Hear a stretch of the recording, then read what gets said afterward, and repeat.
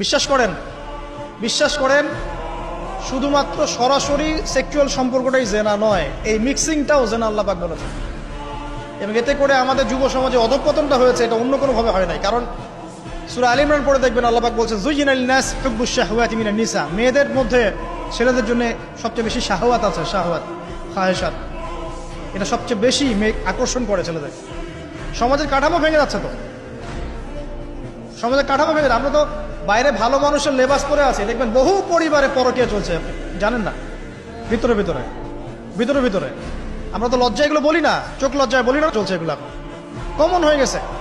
Fashion শোর নামে, beauty কন্টেস্টের নামে এই সেই, মানে অশ্লীলতাকে প্রমোট করা হচ্ছে চতুর্দিক থেকে। রেপ, ধর্ষণ দিন দিন বাড়ছে আর বাড়ছে। বাচ্চা কাচ্চা, ছোট ছোট বাচ্চা মেয়ে পর্যন্ত রেহাই পাচ্ছে না। এই কয়দিন আগে একটা মেয়েকে কত পিস পিস করে ভাসিয়ে দিয়েছে একেবারে, দেখেন নাই? কোথায় আছেন? সমাজটা কোথায় গেছে? আমরা ভালো মানুষের মুখোশ করে বসে আছি। একটা মাহফিল করে কি সব হবে? কনস্ট্রাকটিভ কাজ করতে হবে। তারুণ্যের এই শক্তিটাকে আল্লাহর জমিনে দিনের প্রচার প্রসার প্রতিষ্ঠার কাজে ব্যয় করতে হবে। যতক্ষণ পর্যন্ত আমরা এরকম ভালো মানুষের লেবাস সাজে বসে থাকবো না, আমার ঘরেও ফেতনা ঢুকে আসবে, টের পাবেন না। যখন ফেতনা ছড়িয়ে পড়ে ওটাকে দমন করতে হয়। দমন না করলে ওইটা আমার ঘরেও ঢুকবে তো এক সময়। আমি একা ভালো থাকতে পারবো না তো। আরে দমন করার ক্ষমতা আল্লাহ পাক যাদেরকে দিয়েছেন তাদের উপর অবশ্য ওয়াজিব হয়ে গেছে এগুলো দমন করা। এখন তাদের উপর একটা ফরজ ওয়াজিব হয়ে গেছে দমন করা এগুলো, নাহলে আল্লাহ পাক কঠিন শাস্তির সম্মুখীন করবেন। একটা হাদিস বলে সামনে যাই, শেষ করে গুটিয়ে নিচ্ছি। নবীজি বলছেন একদিন ঘুম থেকে উঠে চোখ ঘষতে করছে লা ইলাহা ইল্লাল্লাহ, আল্লাহ লা ইলাহা ইল্লাল্লাহ।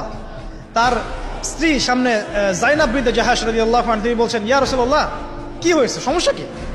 নবীজি বলছেন ওয়াইলুল লিল আরব, আরবদের জন্য ধ্বংস, আরবদের জন্য ধ্বংস। মিন শাররি কাদ ইখতারাব, কি ভয়ঙ্কর ফিতনা ধেয়ে আসছে। তখন তার স্ত্রী বলছেন ইয়া রাসূলুল্লাহ আনুহলিকু ওয়া ফিনা সালিহুন, আমাদের মধ্যে সৎ মানুষ, ভালো মানুষ থাকা অবস্থাতেও কি আমরা ধ্বংস হয়ে যাব? নবীজি বলছেন বালা, অবশ্যই, নাম, হ্যাঁ অবশ্যই ধ্বংস হবে। ইযা কাসরাতুল খাবাস, যখন সমাজের মধ্যে অশ্লীলতাকে ছড়িয়ে পড়া হবে।